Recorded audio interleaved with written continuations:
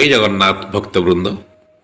आज पवित्र बाहुड़ा यात्रा तीन रथ बर्तमान गुंडीचा मंदिर नाकचणा द्वार पाखे अच्छा। गजपति महाराज आसी छेरा पहरा करेंगे एवं पहंडी हम पुणी परम ब्रह्म चलीजे जगह को। तार यथार्थ होची ये जो मर्त्यलोक आम सब अच्छु अर्थात आम गुंडीचा मंदिर अच्छु। आम समस्ते बाहुड़ीबा अर्थात मुक्तिधाम को अर्थात जहाँ को आम नीलाद्री विजे कहू।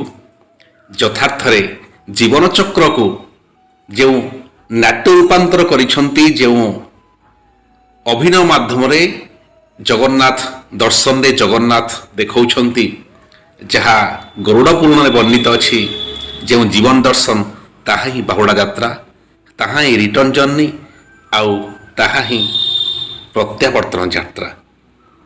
तो गजपति महाराज बर्तमान आसिले से बर्तमान छेरा पहरा करेंगे। जी होती प्रथम सेवक जगन्नाथंकर। एबे रथ टଣା हम सबु रथ माउसिया मंदिर को जीव एवं माउसिया मंदिर ठी अटकेकी रही सेठी पोड़पिठा खाई श्रीमंदिर द्वार को जीव।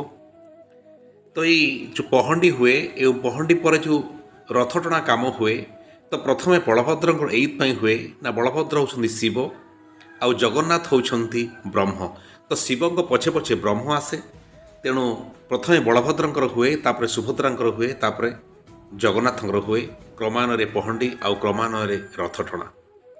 तो यही रथ टଣା पर्याय पर अर्थात यही बाहुड़ा यात्रा पर ठाकुरंकर सबु विधि बा सबु कार्यकलाप सरी न थाए।